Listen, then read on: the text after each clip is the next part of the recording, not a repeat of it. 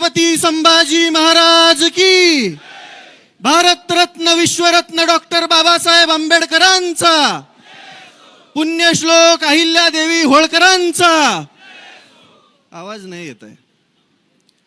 शेतकरी एकजुटीचा, शेतकरी एकजुटीचा.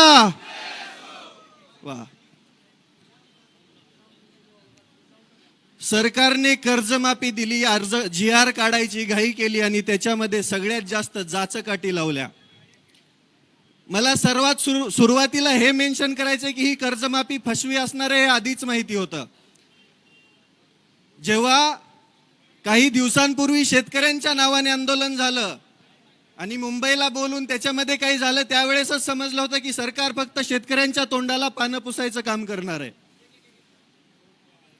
काम करणार आहे माहित होतं, ते पुढे जाऊन सिद्धही झालं. काहींना आमदारकी भेटली, काहींना वचनं भेटली, पक्ष विलीन झाले आणि सरकारने त्यानंतर GR काढला. GR मध्ये 2 अटी अशा आहेत ज्याच्यामध्ये अख्खी खुट्टी टोकलेली आहे. ज्या शेतकऱ्यांनी 2019च्या कर्जमाफीमध्ये लाभ घेतलेला आहे अशा शेतकऱ्यांचं कर्ज माफ होणार नाही. त्याच्यामध्ये तुम्हाला 50,000 लाभ भेटेल, परंतु तुम्हाला जे कर्ज आहे, तुमचं जे थकीत कर्ज आहे, ते कर्ज तुम्हाला 1 ना 1 रुपया आधी भरावं लागेल. मग याला कर्जमाफी म्हणायची की फडणवीसांनी सुरू केलेली बँकांसाठीची कर्ज वसुली, हा प्रश्न पडलाय.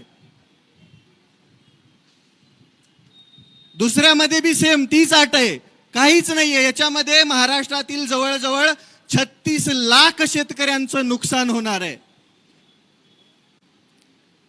मग कर्जमाफी द्यायचीच होती तर सरसकट द्यायची ना, ढोंग कशाला करायचं? जर तुम्हाला शेतकऱ्यांचा एवढाच कळवळ आहे तर सरसकट द्यायची. पण नाही, आजपर्यंत तुम्ही 2014 पासून बघत आलेला आहात. समित्या आणि निकषांमध्ये सरकार फसलेलं आहे. मागच्या 10 ते 12 वर्षामध्ये जेवढं काही सरकार आली त्याच्यामध्ये मध्ये एक कर्जमाफी झाली, त्याच्यामध्ये सरसकट दिली होती. पण यांनी 2 कर्जमाफ्या दिल्या, त्या 2 कर्जमाफ्यामध्ये फक्त निकष लावलेले, तर त्याच्यामध्ये दुसरं काहीच नाहीये. या निकषांमध्ये शेतकऱ्याला कोणतीही कर्जमाफी भेटत नाहीये. माझ्या वडिलांच्या नावावरती 35,000 रुपयाची सोसायटी आहे. मागच्या वेळेस बी तो 50,000चा लाभ भेटला नाही, यावेळेस बी भेटणार नाही. मग कसं म्हणायचं की माझ्या शेतकऱ्याला, माझ्या शेतकरी राजाला कर्जमाफी भेटते म्हणून? जी मुख्य मागणी आहे, हेच मुख्यमंत्री देवेंद्र फडणवीस साहेब म्हटले होते की मी सत्तेमध्ये आल्यानंतर शेतकऱ्यांचा सातबारा करणार, कोरा कोरा कोरा कोरा कोरा. पण हा कोरा करायच्या नादामध्ये त्या शेतकऱ्यांच्या सातबाऱ्यावरती बोजा चढवायचं काम हे सरकार करत आहे. या सरकारच्या काळामध्ये विचार करा तुम्ही, कोणतीही सबसिडी शेतकऱ्याला भेटत नाही, कोणत्याही योजनेचे पैसे योग्य वेळेवरती शेतकऱ्याला भेटत नाही, खताचे औषधाचे भाव गगनाला भिडलेत, कोणताही हमी भाव योग्य प्रकारे शेतकऱ्याला भेटत नाही. कांदा 2 रुपयाने विकावा लागतोय. शेतकरी अक्षरशः देशोधडीला लागायला लागला आणि इथलं सरकार म्हणते आम्ही शेतकऱ्यांच्या हिताचं. अरे घंटा तुम्ही हिताचे आहेत, लई शिव्या येतात पण इथं देऊ शकत नाही. यांच्या विरोधात बोलतो म्हणून 2 दिवसापूर्वी 2 अकाउंट उडवले. अरे अकाउंट उडवले म्हणजे आवाज दबत असतो का? येता दुसरं उडवलं 5 लाखाचं. एवढे घाबरलेत हे, एवढे घाबरलेत कारण की शेतकऱ्यांची एकजूट व्हायला लागली, शेतकरी एकत्र यायला लागलाय. दादांनी सुरुवातीला आंदोलन चालू केलं. कांद्याच्या आंदोलनामध्ये बघा, सुरुवातीला 12 रुपये 35 पैसे वाढवलं. जशी जशी शेतकऱ्यांची एकजूट वाढायला लागली, दादांचा तीव्र विरोध चालू झाला. त्यानंतर 15 रुपयाच्या वर भाव केला ना, आता काहीतरी 16.5 रुपये केलाय. मग तुम्ही असं खुडत देण्यापेक्षा एक खट्या का देत नाहीत? गोष्टी देत असताना तुम्हाला सतत समित्या आणि निकष का लागतात? आणि तुमचा तो पात्र शब्द नेमका कोणत्या पुस्तकातून आलाय तो एकदा बघावा लागेल. नेमका यांनी कोणत्या पुस्तकातून अभ्यास केलाय? कोणतीही गोष्ट मागितली की पात्र शब्द टाकणार. त्या पात्र शब्दामध्ये शेतकऱ्यांची अख्खी कर्जमाफी ही फसवी झाली. शेतकऱ्यांच्या हाती काहीही भेटणार नाही. शेतकऱ्याच्या हातामध्ये फडणवीस सरकारने गाजर द्यायचं काम केलंय. आणि कोणी बोललं की एक तर त्याच्यावर गुन्हे दाखल होतात, एक तर त्याचे अकाउंट बंद होतात आणि त्याला जेलमध्ये डांबल्या जातं. शेतकऱ्यांच्या हितासाठी बोलत असताना काही भांडवळ परत अजून खाली कमेंटमध्ये बोलतात की हे फक्त स्टंट चालू आहे वगैरे वगैरे. एक दोन दिवस उपाशी येऊन बसा की. 4-5 तर बांडगुळ सोडलेत सरकारने. अक्षरशः संविधानिक पदावरती असताना भिकार चोटासारखं बोलतात, हे दलिंदरासारखं. अरे तुमच्या मनामध्ये एवढी नीचता भरलेली आहे, तुम्ही माणसं नाहीत, राक्षस आहात. तुमच्याकडून शेतकऱ्यांचं भलं होईल याची अपेक्षाच नाहीये. पण आम्ही पण खमकेत, आम्ही पण शेतकरी आहेत. आम्ही आतापर्यंत आमचं रुमणं त्या अवतावरती धरून 2 फूट आतमध्ये आऊत खुपसलंय शेतामध्ये. आमच्या शेतीची मशागत केली आहे. तेच रुमणं काढून, तेच रुमणं हातामध्ये घेऊन तुमच्या डोक्याची आणि तुमच्या ढुंगणाची मशागत करायला आम्हाला वेळ लागणार नाहीये. आमच्या आसुडाचा आवाज ऐकला तर तुमच्या कानातून रगात निघल. त्यामुळं सुधरा, या 2 अटी मागे घ्या. सर्वसामान्य शेतकऱ्याला कर्जमाफीचा लाभ भेटू द्या. बँकांचे वसुली एजंट असल्यासारखं वागू नका, अन्यथा याचे परिणाम संपूर्ण महाराष्ट्रभर दिसतील. आज ही मूठ, वज्रमूठ एवढी मोठी होईल की या वज्रमुठीने तुमच्या डोक्यावरती प्रहार केला तर कुठे पाताळाला जाताल समजणार पण नाही. अरे यांना लाजा वाटायला पाहिजेत. देत असताना जरा नीट तरी द्यायचं ना.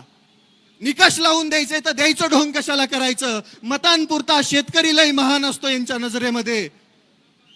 पण मतं भेटली, सरकार आलं, सत्तेमध्ये बसले, ढुंगणाखाली खुर्ची भेटली की झालं, शेतकऱ्यांचा विसर पडला. कर्जमाफीचं गुऱ्हाळ मागचं 1 वर्ष चालू आहे माहितीये. आता GR काढलाय. GR काढताना म्हणले की आचारसंहिता झाल्यावर, मग GR बी आचारसंहिता झाल्यावरच काढायचं ना. म्हणजे प्रत्येक वेळेस फक्त फसवायचं, प्रत्येक वेळेस शेतकऱ्याला फक्त तोंडाला पानं पुसायची आणि प्रत्येक वेळेस शेतकऱ्याला फक्त खेळवत ठेवायचं काम. हे काम हे इथलं सरकार करतं, हे पाप आहे. सर्वसामान्य शेतकऱ्याच्या अडचणी काय आहेत काय माहिती यांना.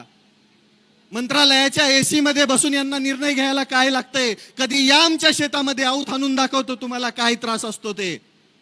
देशोधडीला लागलाय शेतकरी आणि त्याच शेतकऱ्यांवरती वार करायचं काम हे सरकार करतंय. या सरकारला धडा शिकवण्यासाठी शेतकऱ्यांना आता एक या.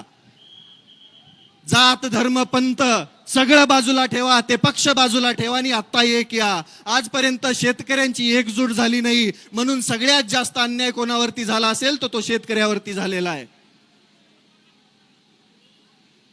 1-1 लाख कोटीचे प्रोजेक्ट आहेत त्यांचे, त्याच्यामध्ये सगळ्यात जास्त नुकसान शेतकऱ्यांचं आहे. ज्या शेतकऱ्यांकडे 4-2 एकर जमीन आहे ती घेण्याचा पण घाट या सरकारने घातलाय. शक्तीपीठाचं तुम्हाला माहीतच असेल. ज्याची आवश्यकताच नाही, ज्याला समांतर महामार्ग आहे, तरी पण यांना तिथं घालायचं आहे. कारण की सरकारनं शेतकऱ्यांच्या जमिनी घ्यायच्या, त्या कॉन्ट्रॅक्टमधून पैसे कमवायचे आणि शेतकरी देशोधडीला लावायचा. माझी स्पष्ट मागणी आहे सरकारला, तुम्ही जर या 2 जाचकाठी लवकरात लवकर मागे घेऊन सरसकट सर्व शेतकऱ्यांना 2 लाखांपर्यंत कर्जमाफी नाही दिली तर आम्ही मंत्रालयावर पण धडकायला कमी करणार नाही. आम्ही त्यावेळेस आमच्या हातात रुमणं असेल आणि खांद्यावरती आसूड असेल, त्याचा वार आणि त्याचा आवाज तुमच्या कानामध्ये घुमल्यावरती तुम्ही लाईनीवरती येणार, वटणीवर येणार. वाटोळं झालंय शेतकऱ्यांचं. कोणत्याही योजनेला निधी नाहीये, फंड नाहीये. सर्वसामान्य शेतकऱ्याच्या आता पेरण्या तोंडावरती आहेत, बियाणं व्यवस्थित उपलब्ध नाहीये. या वर्षी तर दुष्काळाचं सावट आहे. खुद मुख्यमंत्रीच म्हणताय की 1950 सारखा दुष्काळ पडणार आहे जणू. मग याच्यामध्ये शेतकरी कसा जगणार नेमका. त्याच्या डोक्यावरती कर्जाचा डोंगर असताना तो सर्वाईव्ह कसा करणार, जगणार कसा, आणि तो पुढे त्याचं कुटुंब कसं जगवणार, हा प्रश्न आहे शेतकऱ्यांच्या पुढं. काही नसतंय, सर्वसामान्य शेतकऱ्याच्या हातामध्ये काही सुद्धा नाहीये. बियाण्यांपासून ते विक्रीपर्यंत सगळं काही सरकार ठरवणार आणि ज्यावेळेस माल येतो त्यावेळेस पण त्याचा भाव बी सरकार आणि आडते व्यापारी ठरवणार. शेतकऱ्याच्या हातामध्ये धतुरा कायमस्वरूपी तेच लागत आलंय.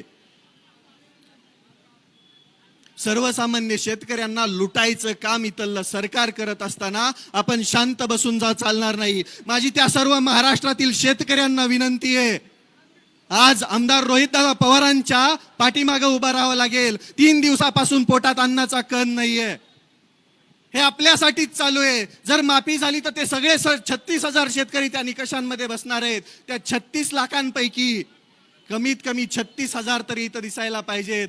त्याच वेळेस इथल्या सरकारवरती दबाव बसणार आहे. माझी महाराष्ट्रातील सर्व शेतकऱ्यांना विनंती आहे, कुठं बी असा पण पंढरपुरात दिसा. आजपर्यंत तुम्ही वारकरी बनून इथं आला होतात, आता एकदा शेतकरी बनून पंढरपुरात यायची वेळ झाली आहे. आमदार रोहितदादा पवारांचे हात बळकट करायची वेळ झाली आहे. हे तुमच्यासाठी चालू आहे फक्त. याच्यामध्ये कोणता स्वार्थ, कोणता स्टंट किंवा अजून काही नाहीये. मुळातच या राज्यामध्ये विरोधक ठेवायचाच नाही असा सरकारचा घाट आहे. त्याच्यासाठी 4-2 भिकारचोट सोडलेली येतं. काल एक जण बकवास करत होता, दलिंदर. अरे 2 मारावे वाटले, आई शपथ सांगतो. नाव घेतलं लई बुडाला आग लागल, घेणार नाही, तुम्हाला समजून गेला असेल. लाजा वाटत नाहीत का तुम्हाला बोलत असताना? लाजा. अरे जनाची नाही मनाची तरी ठेवा ना. कोणीतरी शेतकऱ्यांसाठी लढत असताना तो स्टंट कसा असू शकतो? आम्ही तर तुमच्या सरकारमध्ये घेतलेल्या त्या कडूला बी पाठिंबा दिला होता ना. निघाला भिकारचोट, आम्ही काय करावं त्याला? शेतकऱ्यांच्या जीवावरती पोळी भाजणारी माणसं अशीच असतात. पण इथं नाहीये ना तसं. मागचा जर विचार केला तुम्ही तर कांदा आंदोलनामध्ये शेतकऱ्यांचा फायदा झाला दादांनी आंदोलन केल्यानंतर. मग या आंदोलनाचा पण फायदा शेतकऱ्यांना होणार आहे, हा विश्वास आहे आम्हाला. आणि आम्हाला माहिती आहे की हे स्वाभिमानाचं रक्त आहे, हे शेतकऱ्यांसाठी लढणारं रक्त आहे. म्हणून आमचा जाहीर पाठिंबा दादाला आहे. आता माघार नाही. जोपर्यंत या 2 जाचकाठी सरकार रद्द करत नाही, जोपर्यंत सरसकट सर्व शेतकऱ्यांना 2 लाखांपर्यंत कर्जमाफी सरकार देत नाही, तोपर्यंत आम्ही माघार घेणार नाही. आता आम्ही शांततेमध्ये आहोत, आता आम्ही शांत बसून आहोत. याचा अर्थ असा नाही की आम्ही शंड आहोत. आम्हाला लढायचंही माहितीये. छत्रपती शिवरायांचा वारसा सांगतो आम्ही. डॉक्टर बाबासाहेब आंबेडकरांनी दिलेलं संविधान, त्यांनी दिलेलं सगळं साहित्य वाचून इथं अन्यायाविरुद्ध लढणारे हात आहेत आमचे. सर्वसामान्य शेतकरी शिक्षित नसला, पाठीमागे असला तरी त्याला लढायचं कसं हे माहिती आहे. आम्ही लढणार, तोपर्यंत लढणार जोपर्यंत शेतकऱ्यांना त्यांचा हक्क भेटणार नाही. आम्ही लढत राहणार, शेवटच्या श्वासापर्यंत लढत राहणार. उद्ध्वस्त व्हायला लागली आहे शेती, उद्ध्वस्त व्हायला लागलाय शेतकरी, आणि उद्ध्वस्त व्हायला लागलेत शेतकऱ्यांची कुटुंब. आमच्या शेतीवरतीच आमची लेकरं मोठी होतात, शाळा शिक्षण घेतात. पण नाही, बाकी काही असेल, फक्त आणि फक्त शेतकऱ्यांचं रक्त पिण्याचं काम इथलं सरकार करत असेल तर यांना धडा शिकवायची वेळ आली आहे. आणि माझी त्या प्रत्येक स्टंट म्हणणाऱ्या भिकारचोटाला विनंती आहे. त्या आझाद मैदानामध्ये लोळत असताना आम्ही बघितले डुकरावानी. तुझे कसले स्टंट होते आम्हाला बी माहिती आहे.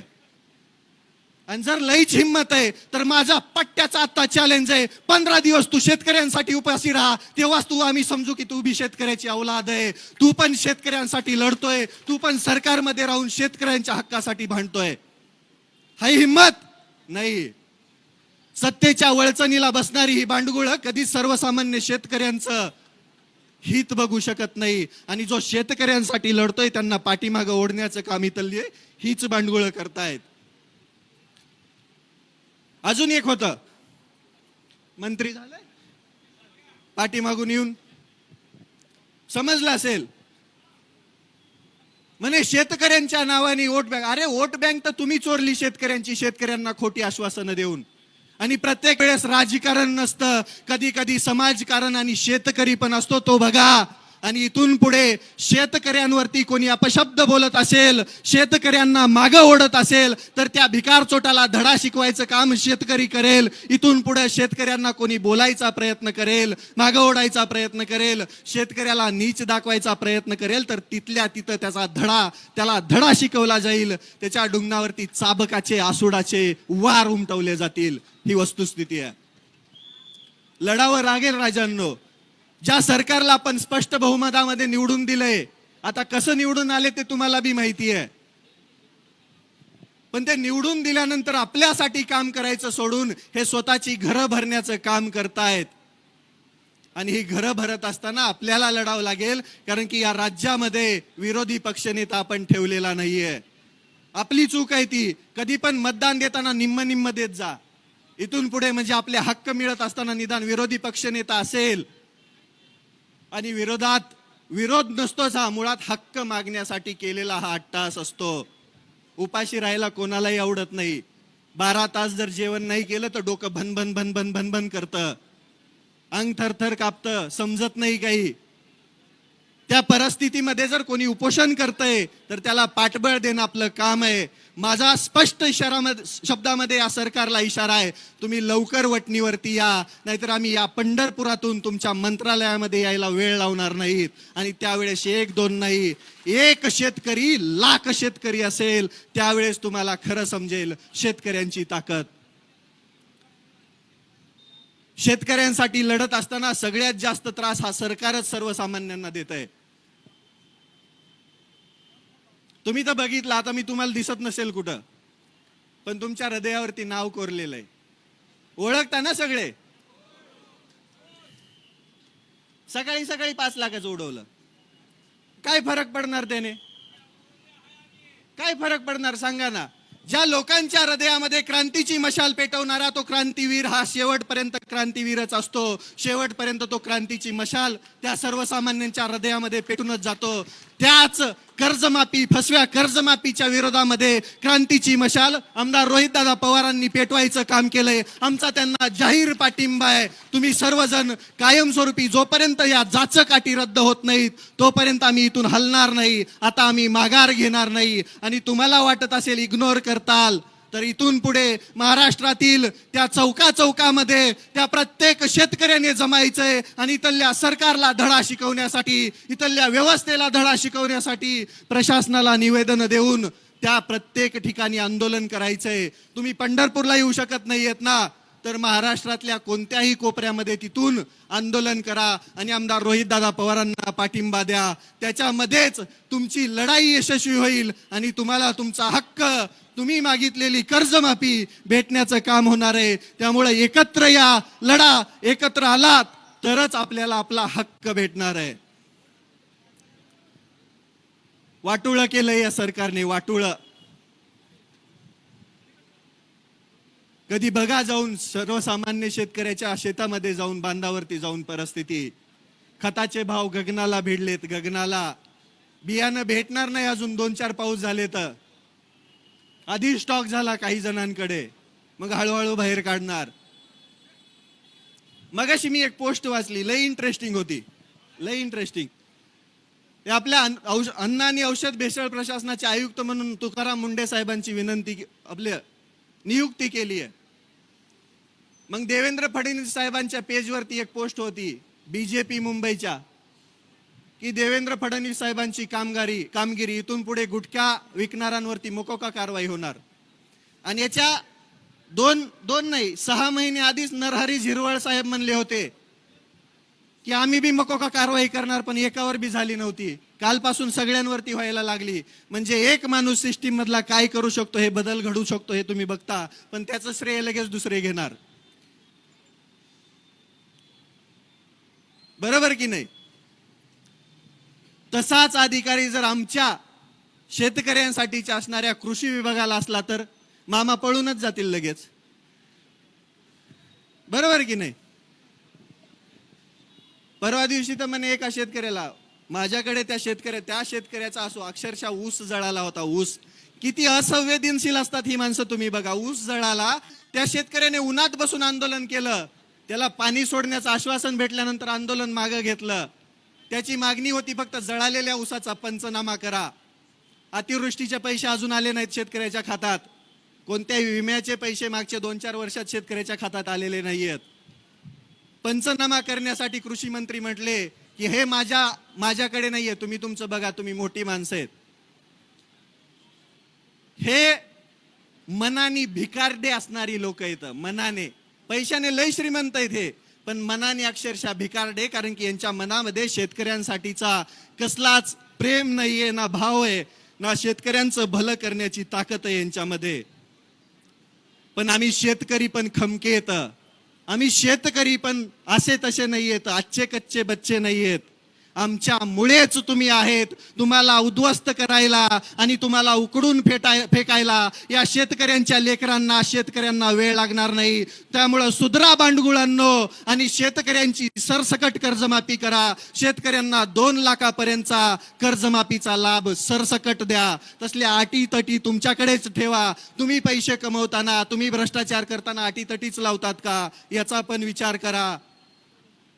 परत एकदा सांगतो, रविराज साबळे पाटीलच नव्हे, या महाराष्ट्रातला तो सर्व शेतकरी, ज्या शेतकऱ्याला आज गरज आहे कर्जमाफीची, ज्या शेतकऱ्याला गरज आहे त्यांच्या हक्काची, तो प्रत्येक शेतकरी आमदार रोहितदादा पवारांच्या आंदोलनाला, या उपोषणाला पाठिंबा देत आहे. सरकारने लवकरात लवकर जागं व्हावं, अन्यथा आम्ही रस्त्यावरती उतरलोत, आम्ही शांततेचा मार्ग सोडला तर तुम्हाला खुर्च्या सोडून पळून जावं लागेल. तुम्हाला खुर्च्या सोडून, अक्षरशः महाराष्ट्र सोडून